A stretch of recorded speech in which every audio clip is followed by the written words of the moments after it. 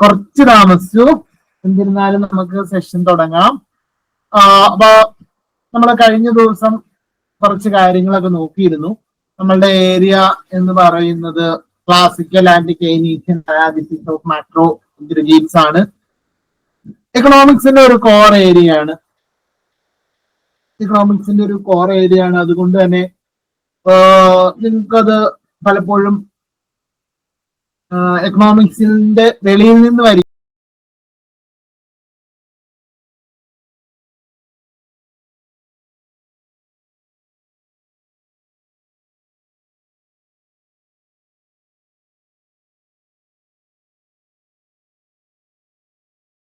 ിരിക്കുന്നവർക്ക്, അതായത് മറ്റ് സബ്ജക്ട്സിൽ നിന്ന് വന്നിരിക്കുന്നവർക്ക് ചെറിയൊരു ബുദ്ധിമുട്ട് പോലെ ഫീൽ ചെയ്യാം. അതുകൊണ്ടാണ് വളരെ ബേസിക്സ് ആയിട്ട് പോകുന്നത്, വളരെ സ്ലോ ആയിട്ട് പോകുന്നത്.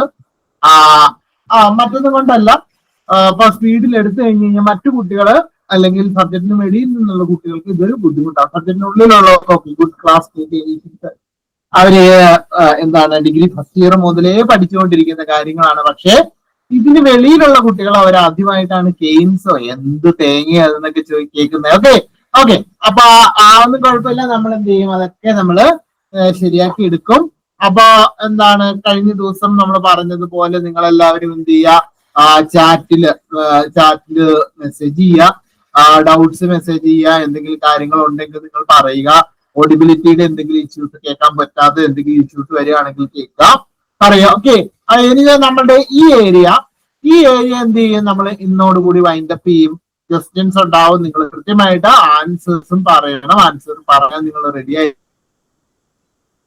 നമുക്ക് ഡിസ്കസ് ചെയ്യാൻ പറ്റില്ല. കാരണം സെഷൻ കുറച്ചും കൂടെ നമ്മൾ അത്ര ബേസിക്സ് ആയിട്ട് പോകേണ്ട ഒരു സാഹചര്യം ഉണ്ടായിരുന്നു. ഓക്കെ, എനിവേ നമ്മൾ എന്ത് ചെയ്യും, നല്ല അടിപൊളിയായിട്ട് മുന്നോട്ട് പോവാണ്. ഓക്കെ, അപ്പൊ നമുക്ക്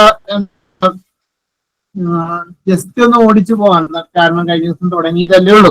ക്ലാസിക്കൽ ആൻഡ് കെയ്നീഷ്യൻ അനാലിസിസ് ആണ്. അതിനകത്ത് നമ്മൾ പറഞ്ഞത് മാക്രോ എക്കണോമിക്സ് എന്താണെന്നൊക്കെ നിങ്ങളോട് ചോദിച്ചാണ്. മാക്രോ എക്കണോമിക് ഇഷ്യൂസ് എന്തൊക്കെയാണ്, ഇതൊക്കെ മാക്രോ എക്കണോമിക് ഇഷ്യൂസ് അല്ലെ. Economic growth, business cycles, productivity, inflation, unemployment, budget deficit, ഇങ്ങനെയുള്ള കാര്യങ്ങളൊക്കെ മാക്രോ എക്കണോമിക് ഇഷ്യൂസ് ആണ് നമ്മൾ കണ്ടതാണ്. അപ്പൊ ഈ മാക്രോ എക്കണോമിക് പ്രോബ്ലംസിന് പ്രോബ്ലംസ് എത്ര മാത്രം ഉണ്ടെന്ന് മെഷർ ചെയ്യുന്ന കാര്യങ്ങളാണ് മാക്രോ എക്കണോമിക് അഗ്രിഗേറ്റ്സ് എന്ന് പറഞ്ഞു. ഓക്കെ, അപ്പൊ ഈ മാക്രോ എക്കണോമിക് അഗ്രിഗേറ്റ്സിന്റെ യൂസേജുമായിട്ട് ബന്ധപ്പെട്ട ക്ലാസിക്കൽസ്, അതായത് 1776 ഈ സബ്ജക്ട് എക്കണോമിക്സ് എന്ന് പറയുന്ന സബ്ജക്ട് ഡെവലപ്പ് ആയത്. ആരാണ് ഡെവലപ്പ് ചെയ്തത്? നമ്മുടെ ആദം സ്മിത്ത് അല്ലെ. An enquiry into nature causes wealth of Nations എന്ന് പറയുന്ന അദ്ദേഹത്തിന്റെ ഒരു വർക്കിലാണ് അദ്ദേഹം എന്ത് ചെയ്യുന്നത്, എക്കണോമിക്സ് എന്ന് പറയുന്ന ഈ വലിയ വിഷയത്തെ വിഷയമായിട്ട് ഇൻട്രൊഡ്യൂസ് ചെയ്യുക. അതിന് മുമ്പ് എക്കണോമിക്സ് ഇല്ല എന്ന് ചോദിച്ചാൽ എക്കണോമിക്സ് ഉണ്ട്. മനുഷ്യനുണ്ടായ കാലഘട്ടം മുതലല്ല, മനുഷ്യൻ ഗ്രൂപ്പായിട്ട് താമസിക്കുന്ന ഒരു കാലഘട്ടം മുതൽ അല്ലെ, നമ്മളുടെ ഹിസ്റ്റോറിക്കൽ ടൈമിൽ പറഞ്ഞു കഴിഞ്ഞാല് നിയോലിത്തിക് ഏജ് മുതൽ അല്ലെ, നിയോലിത്തിക് ഏജ് മുതല് എക്കണോമിക്സ് ഉണ്ട്. ഓക്കെ, പാലിയോലിത്തിക്കലും പറയാമെങ്കിലും നിയോലിത്തിക് ഏജ് മുതൽ നമുക്ക് എക്കണോമിക്സിന്റെ വ്യത്യസ്തമായ ഭാവങ്ങൾ കാണാൻ പറ്റും. പക്ഷെ എക്കണോമിക്സ് എന്ന് പറയുന്ന ഈ വിഷയമായിട്ട് ഇൻട്രൊഡ്യൂസ് ചെയ്യുന്നത് ആദം സ്മിത്ത് ആണ് എന്ന് 1776 1776 അദ്ദേഹത്തിന്റെ ബുക്കിന്റെ പേരിനാണ് an enquiry into nature causes wealth of Nations എന്ന് പറയുന്നത്. ഓക്കെ, ഇനി ആരാണ് ക്ലാസിക്കൽസ്? വളരെ ഇമ്പോർട്ടന്റ് ആണ്. ആരാണ് ക്ലാസിക്കൽസ്? അപ്പൊ ക്ലാസിക്കൽസും കെയ്നീഷ്യൻസും തമ്മിൽ എന്തോ പ്രശ്നങ്ങളുണ്ട് എന്ന് പറഞ്ഞു. അവർ തമ്മിലുള്ള പ്രശ്നം എന്തുമായിട്ട് ബന്ധപ്പെട്ടാണ്? മാക്രോ എക്കണോമിക് അഗ്രിഗേറ്റ്സുമായിട്ട് ബന്ധപ്പെട്ടാണെന്ന് നമ്മൾ പറഞ്ഞിരുന്നു. ഓക്കെ, ആരാണ് ക്ലാസിക്കൽസ് എന്ന് നമ്മൾ പറഞ്ഞില്ല ഇതുവരെ. ആരാണ് ക്ലാസിക്കൽസ്? നമ്മളുടെ ആദം സ്മിത്തിന്റെ ഐഡിയയുമായിട്ട് ചേർന്ന് നിൽക്കുന്ന ആളുകളെയാണ് എന്തോന്ന് പറയാ, നമ്മള് ക്ലാസിക്കൽസ് എന്ന് പറയാം. അല്ലെങ്കിൽ ആദം സ്മിത്തും അദ്ദേഹത്തോട് അടുത്ത കാലഘട്ടത്ത് അദ്ദേഹത്തിന്റെ വർക്കുകൾ ഡെവലപ്പ് ചെയ്ത് അതുമായിട്ട് ബന്ധപ്പെട്ട് വ്യത്യസ്തമായ ഐഡിയാസ്, ഓക്കെ, അതായത് എക്കണോമിക്സില് വ്യത്യസ്തമായ കോൺട്രിബ്യൂഷൻസ് നടത്തിയിട്ടുള്ള ആളുകൾ. ഓക്കെ, അപ്പൊ അവരുടെ ആ ഐഡിയാസിനെയൊക്കെയാണ് നമ്മൾ എന്തോന്ന് പറയുന്നത്, ക്ലാസിക്കൽസ് എന്ന് പറയുക, ക്ലാസിക്കൽ ഐഡിയ എന്ന് പറയുക. പക്ഷേ ഒരു കാലഘട്ടത്തിൽ 1930 ആയി കഴിയുമ്പോൾ എന്ത് പറ്റി? ഗ്രേറ്റ് ഡിപ്രഷൻ ഉണ്ടാവുകയും അതെന്ത് ചെയ്യാൻ കാരണമാകുന്നുണ്ട്, ഈ ക്ലാസിക്കൽസ് പറഞ്ഞ എല്ലാ കാര്യങ്ങളും മെജോറിറ്റി കാര്യങ്ങളും എന്താണ്, തെറ്റാണ് എന്ന് പ്രൂവ് ചെയ്തു. Okay, majority. അപ്പൊ ക്ലാസിക്കൽസ് എന്തൊക്കെ കാര്യങ്ങൾ പറഞ്ഞു എന്നുള്ള കാര്യങ്ങൾ നമ്മൾ എന്ത് ചെയ്യണം, അതൊക്കെ നമ്മൾ ഡിസ്കസ് ചെയ്യുന്നേ.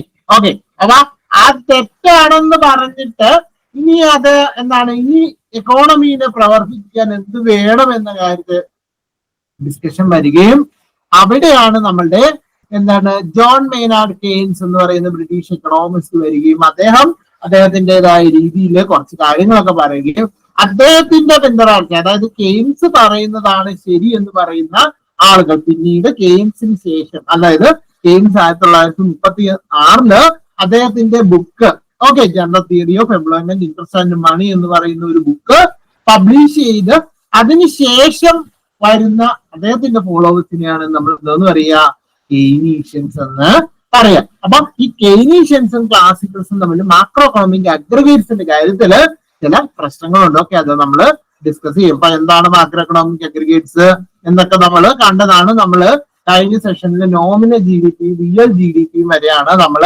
കണ്ടത്. ഓക്കെ, അപ്പൊ nominal G D P, real G D P വരെ നിങ്ങൾക്ക് എന്തെങ്കിലും സംശയങ്ങളുണ്ടോ, എന്തെങ്കിലും ഡൗട്ട്സ് ഉണ്ടോ?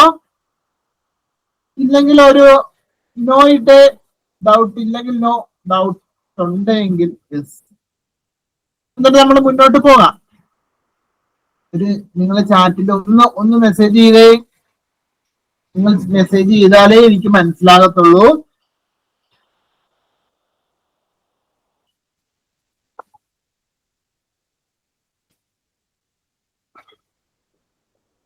നിങ്ങൾക്ക് എന്തെങ്കിലും ഡൗട്ട്സ് ഉണ്ടോ കഴിഞ്ഞ ദിവസം പഠിപ്പിച്ച അത്രയും കാര്യങ്ങളില്? Yes or no?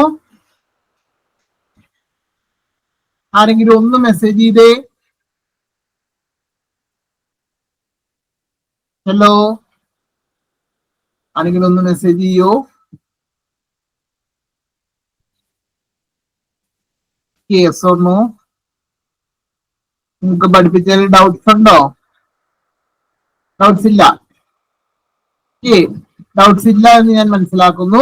ഓക്കെ, നിങ്ങൾ എന്ത് ചെയ്യണം, റിപ്ലൈ ചെയ്യണം, അല്ലെങ്കിൽ എന്താണ് നമുക്ക് മെസ്സേജ് ചെയ്യണം. അല്ല മെസ്സേജ് ചെയ്താൽ മാത്രമേ നമുക്ക് എന്ത് മനസ്സിലാകത്തുള്ളൂ, കാര്യങ്ങൾ മനസ്സിലാകത്തുള്ളൂ. ഓക്കെ, അപ്പം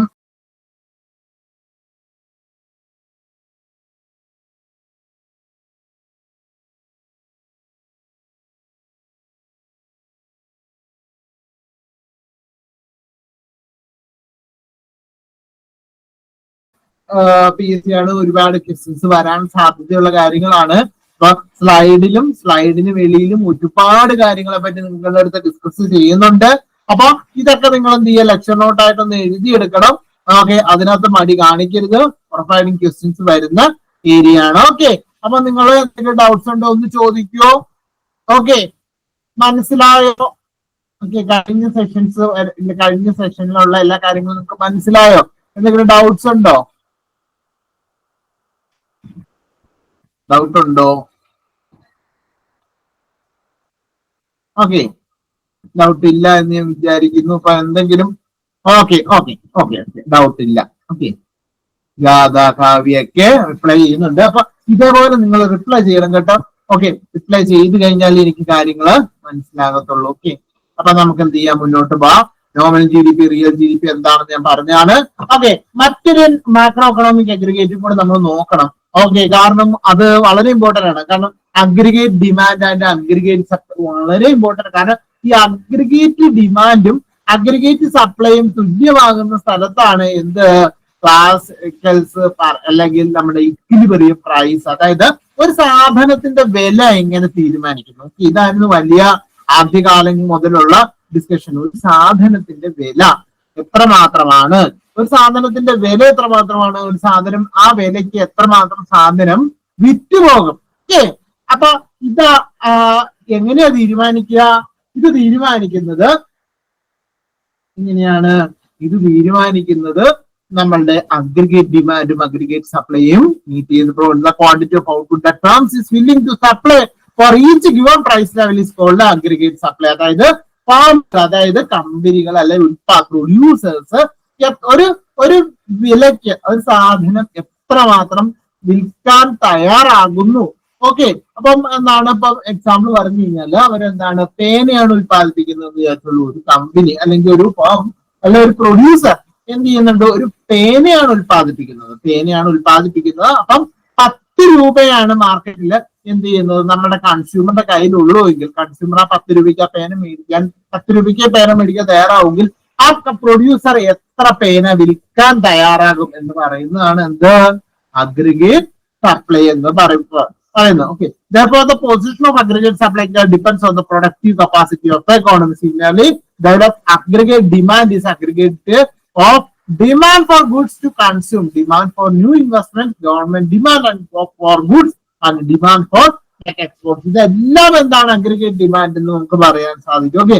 അഗ്രിഗേറ്റ് ഡിമാൻഡ് എന്ന് പറയുന്നത് അതായത് ഒരു ഉൽപ്പന്നത്തിന് കൺസ്യൂമർ ഒരു വിലയ്ക്ക് എത്രമാത്രം ആ സാധനം വാങ്ങിക്കാൻ തയ്യാറാകുന്നു. ഓക്കെ. അപ്പം എന്താണ്, നമ്മളെ പേനയാണെന്ന് വിചാരിച്ചോളൂ. ഓക്കെ. അപ്പം നമ്മുടെ പ്രൊഡ്യൂസർ പറയുന്ന പ്രൈസ് എന്ന് പറയുന്നത് 20 രൂപയാണ്. ഒരു പേനയ്ക്ക് 20 രൂപയാണെങ്കിൽ നമ്മുടെ കൺസ്യൂമർ ഉപഭോക്താവ് ആ സാധനം എത്രമാത്രം വാങ്ങിക്കാൻ തയ്യാറാകുന്നു, അല്ലെ ആ 20 രൂപയ്ക്ക് ആ ഉപഭോക്താവ് എത്രമാത്രം ആ സാധനം വാങ്ങിക്കാൻ തയ്യാറാകുന്നു എന്ന് പറയുന്നതിനെയാണ് എന്തോന്ന് പറയാ, അഗ്രിഗേറ്റ് ഡിമാൻഡ് എന്ന് പറയാ. ഇതൊക്കെ ഇതുപോലെ തന്നെ എന്താണ്, പുതിയ ഇൻവെസ്റ്റ്മെന്റുകൾക്ക് അഗ്രിഗേറ്റ് ഡിമാൻഡ് ഉണ്ട്. ഗവൺമെന്റ് ഓരോ സാധനങ്ങൾ എന്താണ് അഗ്രിഗേറ്റ് ഡിമാൻഡിന്റെ കീഴിലാണ്, ഡിമാൻഡിന്റെ അടിസ്ഥാനത്തിലാണ് സാധനങ്ങൾ വാങ്ങിക്കുക. അതുപോലെ എന്താണ് എക്സ്പോർട്സിന്റെ ഡിമാൻഡ്, ഓക്കെ, ഇപ്പൊ കയറ്റുമതിയുടെ ഡിമാൻഡ്, ഇതെല്ലാം എന്താണ് നമ്മളുടെ ഡിമാൻഡിന്റെ ബേസിസിലാണ്. ഓക്കെ. ആളുകൾ എത്രമാത്രം ഒരു പണത്തിന് ഇത്രമാത്രം സാധനങ്ങൾ വാങ്ങിക്കാൻ തയ്യാറാകുന്നു എന്ന് പറയുന്നതാണ്. ഓക്കെ.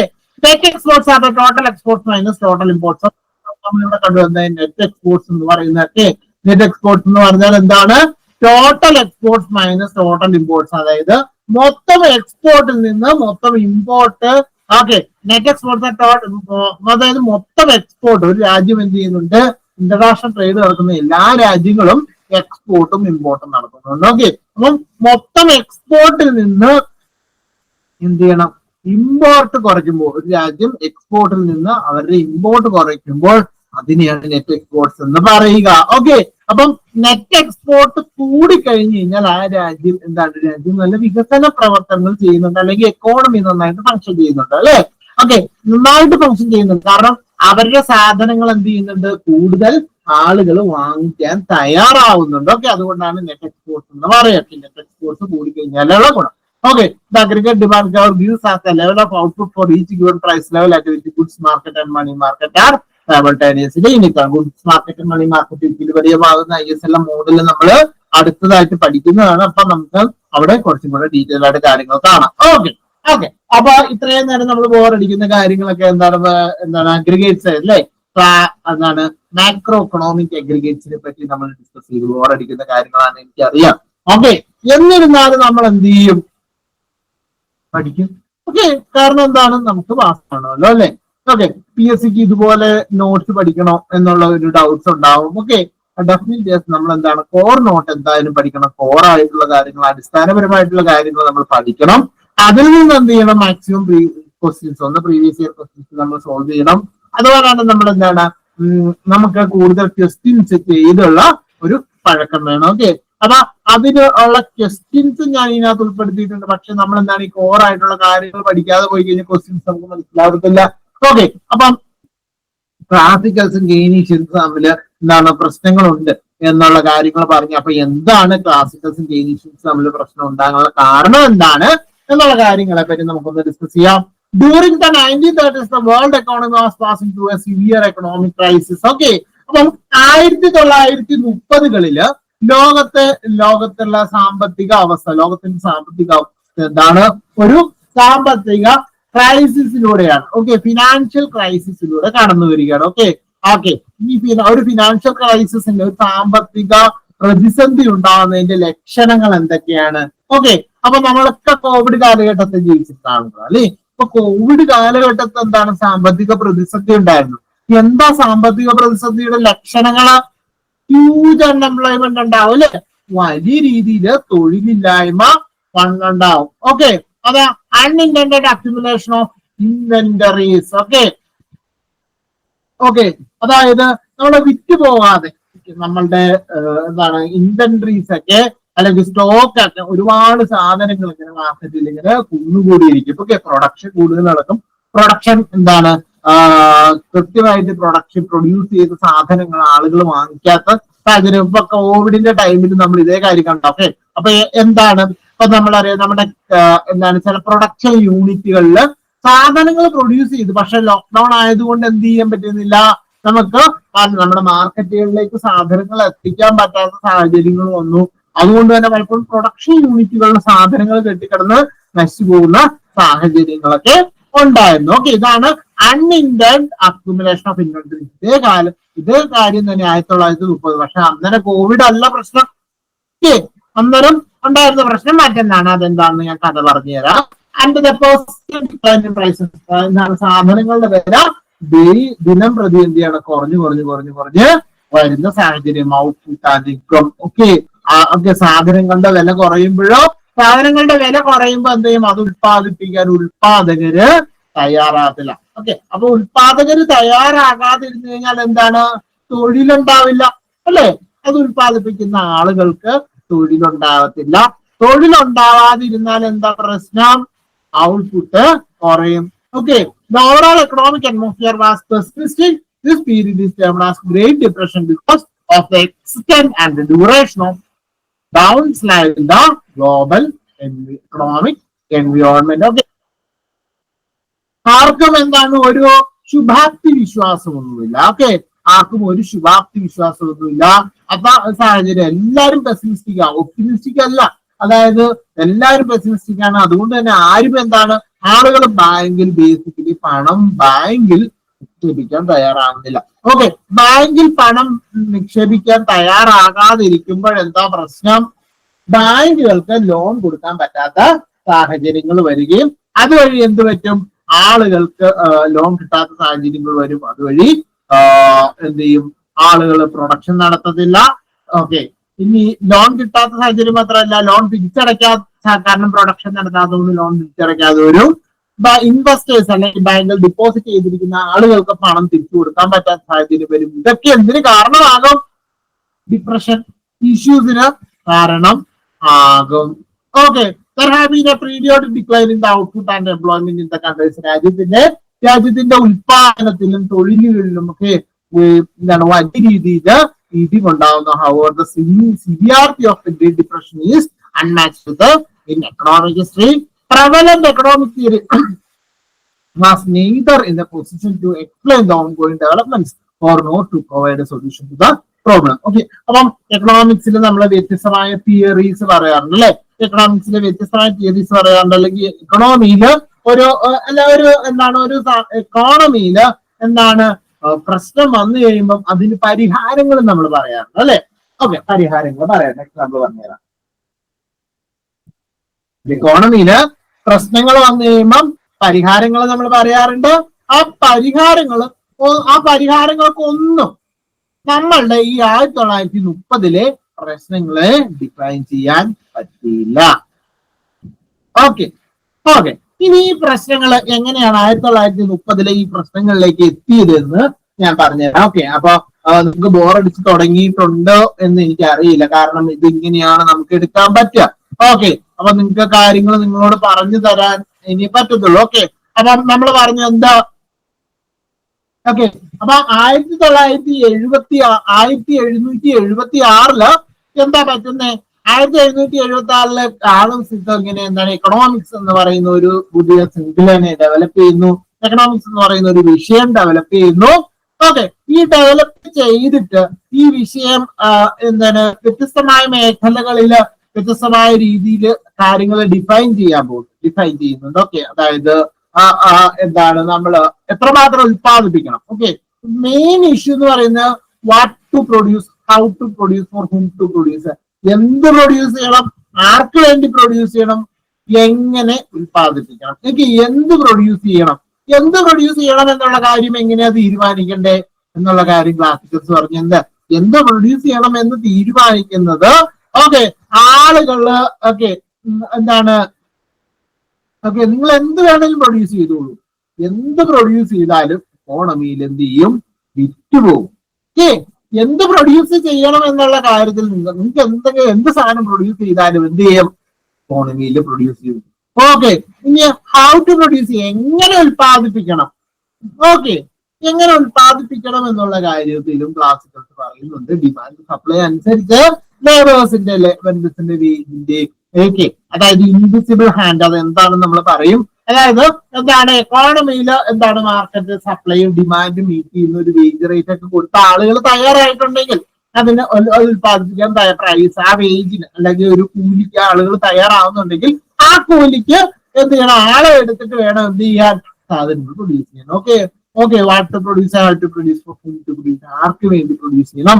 ഓക്കെ, നിങ്ങൾ പ്രൊഡ്യൂസ് ചെയ്തോളൂ. ഓക്കെ, ആർക്ക് വേണ്ടി പ്രൊഡ്യൂസ് ചെയ്യണമെന്നില്ല. അപ്പൊ ഉത്പാദിപ്പിക്കുന്ന എല്ലാ സാധനങ്ങളും എന്ത് ചെയ്യും, വിറ്റുപോകും. ഓക്കെ, ഇതാണ് ക്ലാസിക്കൽസിന്റെ ഐഡിയ എന്ന് പറയുന്നത്. Okay okay, ലോജിക്കാണ്. ഓക്കെ, നിങ്ങൾ എന്താണ് എത്രമാത്രം പ്രൊഡ്യൂസ് ചെയ്താലും അതെല്ലാം മാർക്കറ്റില് വിറ്റുപോകും. ഓക്കെ, എക്കോണമിയില് ആരും തൊഴിലില്ലാണ്ടിരിക്കുന്നില്ല, എല്ലാവരും തൊഴിലോടുകൂടി ഇരിക്കുന്ന ആളുകളാണ്. അൺഎംപ്ലോയ്മെന്റ് എന്ന് പറയുന്ന സംഭവം ഒന്നുമില്ല എന്നൊക്കെ പറയുന്നുണ്ട്. ഓക്കെ, അപ്പൊ ഇതൊക്കെയാണ് എന്താ ക്ലാസിക്കൽസിന്റെ ഐഡിയ എന്ന് പറയുന്നത്. ക്ലാസിക്കൽസ് പറയുന്നത് നിങ്ങൾ എത്രമാത്രം പ്രൊഡ്യൂസ് ചെയ്തോളൂ.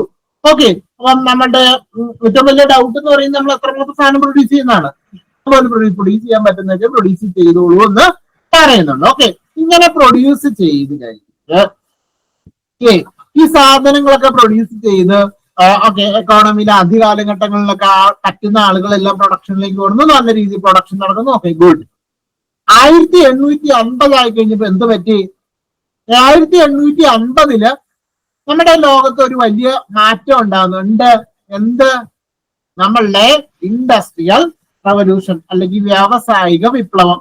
ഓക്കെ, ഇൻഡസ്ട്രിയൽ റവല്യൂഷൻ വരുമ്പോ 1850 ഇൻഡസ്ട്രിയൽ റവല്യൂഷൻ വരുമ്പോ അതിന് മുന്നേ വരെ എന്താണ്, നമ്മള് കുടിൽ വ്യവസായങ്ങളാണ്. ഓക്കെ, അപ്പം ക്ലാസിക്കലായിട്ടുള്ള അതായത് ആർഎസിനെ പോലുള്ള ആളുകൾ പറയുന്നത് കുടിൽ വ്യവസായത്തിൽ നിങ്ങൾക്ക് എത്രമാത്രം പ്രൊഡ്യൂസ് ചെയ്താലും പ്രൊഡ്യൂസ് ചെയ്യാൻ പറ്റുന്നത്ര പ്രൊഡ്യൂസ് ചെയ്തോ, ഒരു കുഴപ്പമില്ല. കാരണം കുടിൽ വ്യവസായത്തിൽ നമുക്ക് ഉത്പാദിപ്പിക്കാൻ പറ്റുന്ന സാധനങ്ങളുടെ എണ്ണം വളരെ കുറവാണ്. ഓക്കെ ഓക്കെ, അത് എത്രമാത്രം പ്രൊഡ്യൂസ് ചെയ്യാൻ പറ്റിയാലും അതൊരു പരിധി വരെ നമുക്ക് പറ്റത്തുള്ളൂ. അതിനുശേഷം നമുക്ക് എന്ത് ചെയ്യാൻ പറ്റില്ല, ഉത്പാദിപ്പിക്കാൻ പറ്റില്ല. അപ്പൊ ഒരു എക്സാമ്പിൾ പറഞ്ഞു കഴിഞ്ഞാൽ എന്താണ്, ചർക്കയിൽ നൂറ്റാണ് നമ്മൾ എന്ത് ചെയ്യുന്നത്, വസ്ത്രങ്ങൾ നെയ്തുകൊണ്ടിരുന്നത്. ഓക്കെ, ഒരു കുടിലില് ഒരാളിരുന്ന് ചർക്ക നൂറ്റി കഴിഞ്ഞാൽ ചർക്ക തിരിച്ചു കഴിഞ്ഞാൽ എത്ര നൂലുണ്ടാവും? അതിപ്പോ 10 പേര് ഇരുന്ന് കഴിഞ്ഞാലും എത്ര നൂലുണ്ടാവും? ഓക്കെ, അപ്പം അതിനനുസരിച്ച് അപ്പൊ നിങ്ങൾ മാക്സിമം നിങ്ങൾ പ്രൊഡ്യൂസ് ചെയ്തോ, പ്രൊഡക്ഷൻ എല്ലാം ഡിമാൻഡ് ഉണ്ട് എന്നാണ് ക്ലാസിക്കൽസ് പറയുന്നത്. ഓക്കെ, പക്ഷേ ഇൻഡസ്ട്രിയൽ റവല്യൂഷൻ വരുമ്പോ എന്താ പറ്റുക? ഇൻഡസ്ട്രിയൽ റവല്യൂഷൻ 1850 എന്താ പറ്റുക? 1850 ഇൻഡസ്ട്രിയൽ റവല്യൂഷൻ വരുന്നത്, വ്യാവസായിക വിപ്ലവം വരുന്നത്, സ്പിന്നിങ് ജെന്നി നമ്മൾ കണ്ടുപിടിക്കുന്നു. അതേപോലെ തന്നെ വലിയ വലിയ മെഷീനുകൾ കണ്ടുപിടിക്കുന്നു. ഒരേ സമയം ഒരുപാട് ഉൽപ്പന്നങ്ങൾ നമുക്ക് ഉണ്ടാക്കാൻ സാധിക്കുന്നു, അല്ലെ, ഉൽപ്പാദിപ്പിച്ചെടുക്കാൻ സാധിക്കുന്നു, അല്ലെ. ഒരേ സമയം ഒരുപാട് ഉൽപ്പന്നങ്ങൾ നമുക്ക് ഉൽപ്പാദിപ്പിക്കാൻ സാധിക്കുന്നു. ഓക്കെ, അപ്പൊ ക്ലാസിക്കൽസ് പറഞ്ഞതുമായിട്ട് നോക്കി കഴിഞ്ഞ് കഴിഞ്ഞാൽ ക്ലാസിക്കൽസ് പറഞ്ഞു, അപ്പോഴും ക്ലാസിക്കൽസ് എപ്പോഴും എന്താണ് എക്കണോമിസ്റ്റുകളുടെ അടുത്ത ആളുകൾ ചെല്ലും, അല്ലെ. അപ്പൊ എന്താ എത്രമാത്രം പ്രൊഡ്യൂസ് ചെയ്യണം? ഓക്കെ, വലിയ ക്വസ്റ്റ്യൻ, എത്രമാത്രം ഉത്പാദിപ്പിക്കണം എന്നുള്ളത് വലിയ ക്വസ്റ്റ്യൻ ക്ലാസിക്കൽസിന്റെ അടുത്ത് അല്ലെങ്കിൽ എക്കണോമിസ്റ്റ്. അപ്പോഴേ എക്കണോമിസ്റ്റ് ഓക്കെ ക്ലാസിക്കൽസ് പറഞ്ഞ രീതിയിൽ തന്നെ നിങ്ങൾ പ്രൊഡ്യൂസ് ചെയ്തോളൂ. Okay, industrial revolution maximum produce ചെയ്യാൻ പറ്റുമോ? എത്ര വലിയ ഫാക്ടറികളുടെ എത്രമാത്രം ഉത്പാദനം നടത്തിയാലും നടത്തിക്കോളൂ. ഓക്കെ, എന്ത് ചെയ്യും? ഇനിയിപ്പോ നിങ്ങളുടെ കയ്യിൽ കൂടുതൽ ഉത്പാദനം ഉണ്ട് എങ്കിൽ, അല്ലെങ്കിൽ കൂടുതൽ പ്രൊഡക്ട്സ് ആണ് നിങ്ങളുടെ കയ്യിൽ നിങ്ങൾ പ്രൊഡ്യൂസ് ചെയ്യുന്നത് എങ്കിൽ എന്ത് ചെയ്യും? പ്രൈസ് ഓട്ടോമാറ്റിക്കലി കുറയും. ഓട്ടോമാറ്റിക്കലി പ്രൈസ് കുറയും, സാധനങ്ങളുടെ വില ഓട്ടോമാറ്റിക്കായിട്ട് കുറയും. നിങ്ങൾ പേടിക്കേണ്ട, നിങ്ങളുടെ സാധനമൊക്കെ കൃത്യമായിട്ട് വിറ്റുപോകും. കുറഞ്ഞ വിലക്കെങ്കിലും ആ സാധനം കുറഞ്ഞ വിലക്ക് കൂടിയ വിലക്കോ, നിങ്ങൾ ഉത്പാദിപ്പിക്കുന്ന കൂടുതലാണെങ്കിൽ കുറഞ്ഞ വിലക്ക് വിറ്റുപോകും.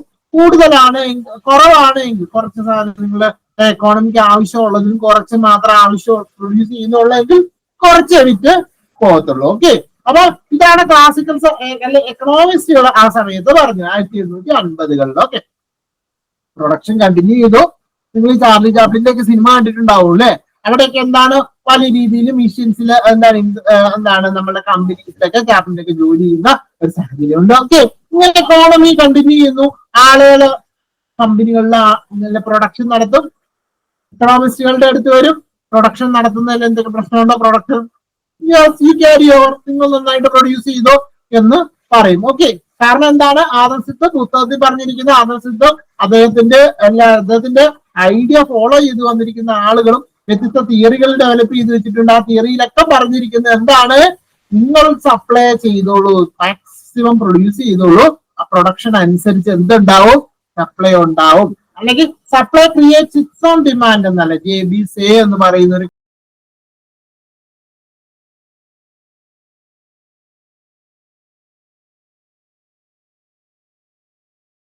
എക്കണോമിക്സ് ഉണ്ട്. അദ്ദേഹം പറഞ്ഞ എന്താണ്, supply creates it's on demand. Okay, ഇങ്ങനെയാണ് 1850 കഴിഞ്ഞു. 1914 1914 എന്താ പറ്റുക ലോകത്ത്, ആർക്കെങ്കിലും പറയാൻ പറ്റുമോ? 1914 പ്രത്യേകത, 1914 ലോകത്തൊരു വലിയ സംഭവം ഉണ്ടായി. നിങ്ങൾ ഹിസ്റ്ററി പഠിച്ചിട്ടുണ്ടെന്ന് പറയാം, PSC ഒക്കെ പഠിക്കുന്നവരല്ലേ പറഞ്ഞ്. 1914 എന്താ പറ്റുക? First world war. 1914 to 1990. Preeja mic on ചെയ്ത് പറഞ്ഞു കഴിഞ്ഞാൽ എനിക്ക് കേൾക്കത്തില്ല. ഓക്കെ, നീതു പ്രതീഷ് ഒന്ന് മൈക്ക് ഓൺ ചെയ്താൽ എനിക്ക് കേൾക്കത്തില്ല, കാരണം ഞാൻ എന്താണ് മൈക്ക് കണക്ട് ചെയ്തിരിക്കുകയാണ്, അപ്പൊ എനിക്കത് കേൾക്കത്തില്ല. അപ്പൊ നിങ്ങളൊന്ന് എന്ത് ചെയ്യാ, ഇന്ന് ചാറ്റിൽ പറഞ്ഞു കഴിഞ്ഞാൽ എനിക്ക് അറിയാൻ പറ്റും. ഓക്കെ, ചാറ്റ് പറയാൻ ബുദ്ധിമുട്ടാവും അല്ലെ. ഓക്കെ, നോ ഇഷ്യൂസ്, ഞാൻ പറയാം. ഫസ്റ്റ് വേൾഡ് വാർ 1914 എന്താ പറ്റണേ, ഫസ്റ്റ് വേൾഡ് വാർ. ഓക്കെ, അതുവരെ കാര്യങ്ങളൊക്കെ സ്മൂത്ത് ആയിട്ടാ പോകുന്നേ. സെക്കൻഡ് വേൾഡ് വാർ 1914 ഇതെന്താ പരിപാടി, സെക്കൻഡ് വേൾഡ് വാർ അല്ല കേട്ടോ, ഫസ്റ്റ് വേൾഡ് വാർ ആണ്. സെക്കൻഡ് വേൾഡ് വാർ എന്നാ ഉണ്ടായേ, 1939. ഓക്കെ, അതൊക്കെ പോട്ടെ, അതൊക്കെ അത് വേറെ കഥ. അപ്പൊ നമ്മള് ഫസ്റ്റ് വേൾഡ് വാറിന്റെ കാര്യം. അപ്പൊ 1850 എന്ത് ചെയ്യുന്നുണ്ട്, നമ്മൾ വലിയ മെഷീൻസ് ഒക്കെ കണ്ടുപിടിക്കുന്നുണ്ട്, വലിയ രീതിയിൽ ഉൽപാദനം കൂടുന്നു, പ്രൊഡക്ഷൻ കൂടുന്നു.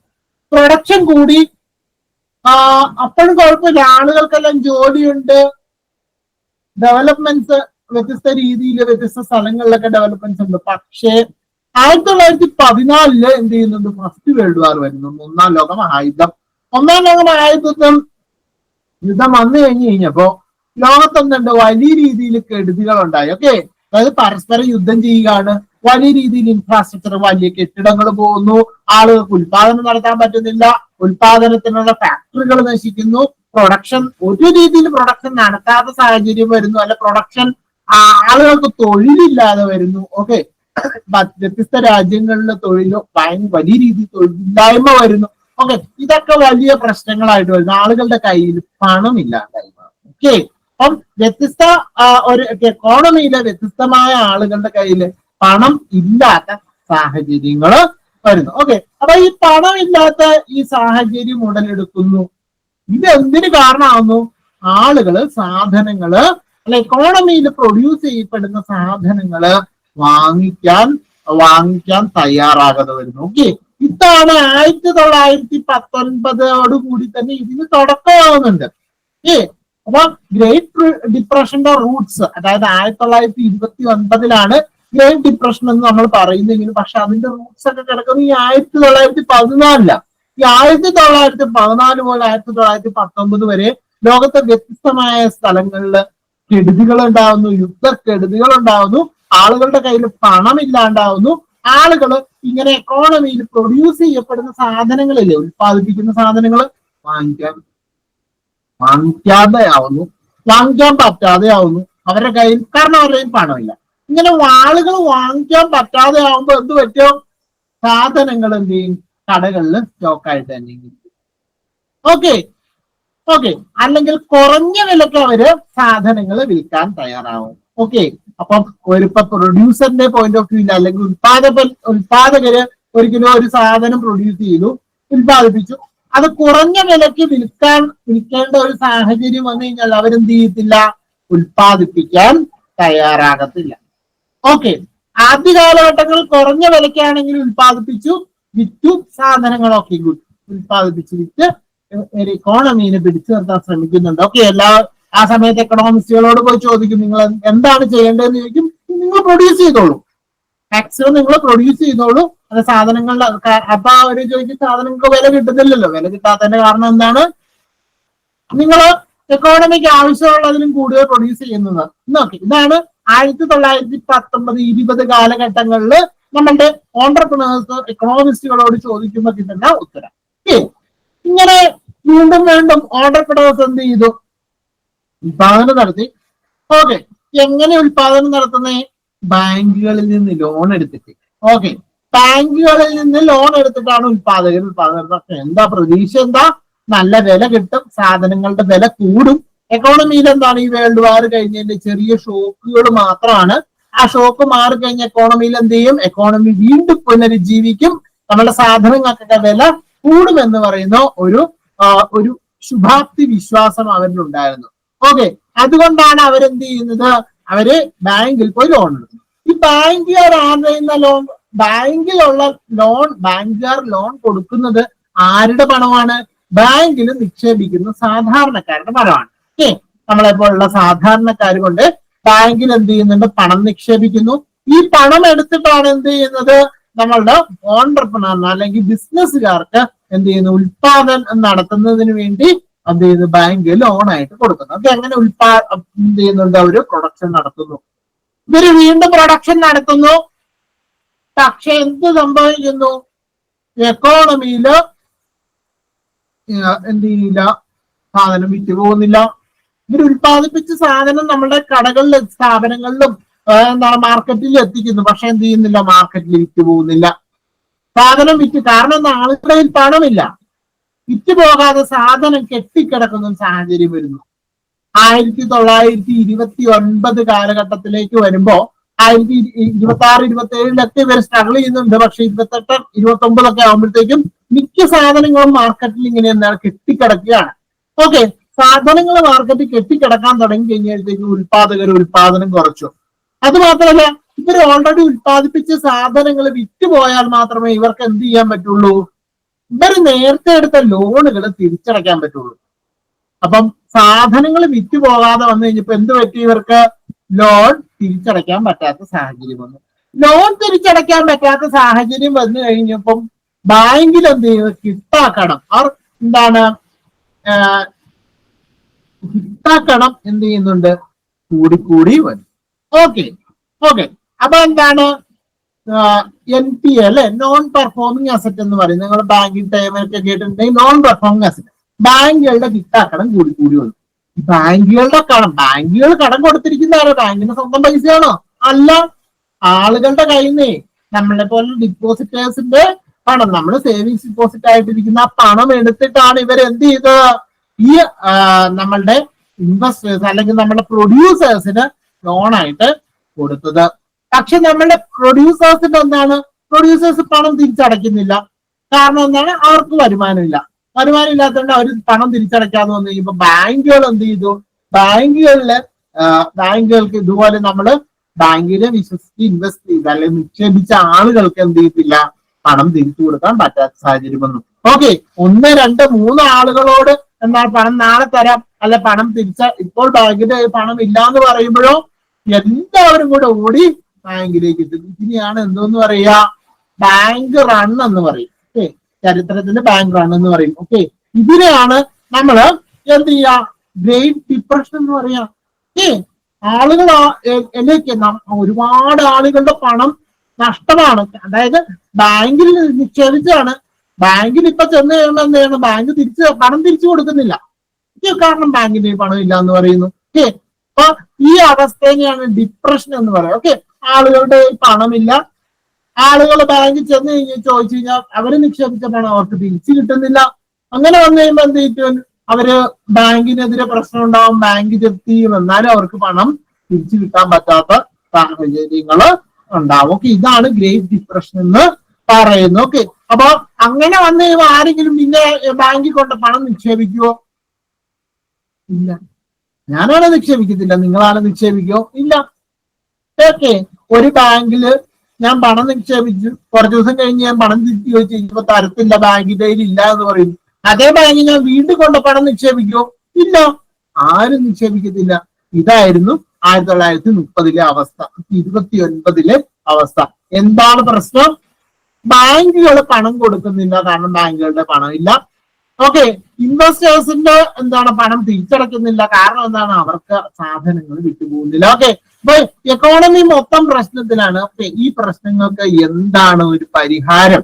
ഓക്കെ, ആ സമയത്ത് എക്കണോമിസ്റ്റുകളുടെ അടുത്ത് ഇവര് ഓടിച്ചെല്ലുന്നുണ്ട്. ഓക്കെ, ഉത്പാദകർ ഓടിച്ചെല്ലുന്നുണ്ട്, അല്ലെങ്കിൽ പണം നിക്ഷേപിച്ചിട്ടുള്ള ആളുകൾ ചെല്ലുന്നുണ്ട് എക്കണോമിസ്റ്റുകളുടെ അടുത്ത്.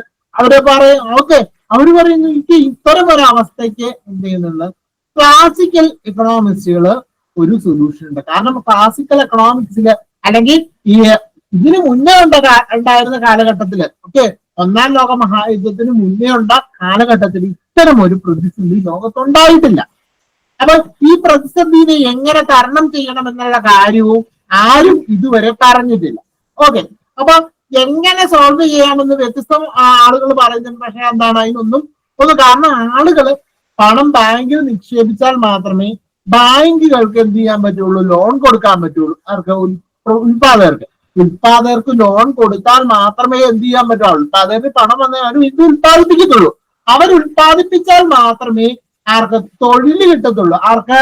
നമ്മളുടെ തൊഴിലാളികൾക്ക് തൊഴിൽ കിട്ടും. കാരണം ഉത്പാദനത്തിലാണ് തൊഴിലാളികൾ വരിക. ഓക്കെ, ഈ തൊഴിലാളികൾക്ക് തൊഴിൽ കിട്ടിയാൽ മാത്രമേ അവരുടെ കയ്യിൽ എന്തെത്തുള്ളൂ, പണം വരത്തുള്ളൂ. അവരുടെ കയ്യിൽ പണം വന്നു കഴിഞ്ഞാൽ മാത്രമേ എന്ത് ചെയ്യുന്നുള്ളൂ, ഉത്പാദിപ്പിക്കുന്ന സാധനങ്ങൾക്ക് ഡിമാൻഡ് ഉണ്ടാകത്തുള്ളൂ. ഇപ്പൊ നമ്മുടെ തൊഴിലാളികളുടെ കയ്യിൽ പണം വന്നു കഴിഞ്ഞാൽ മാത്രമേ കാരണം തൊഴിലാളികളാണ് സാധനം വാങ്ങിക്കുന്നത്, അല്ലെ? ഓക്കെ, ഒരു സ്ഥലത്തെ തൊഴിലാളി മറ്റേ എന്താണ്, കാരണം അവരുടെ കയ്യിലാണ് പണമുള്ളത്.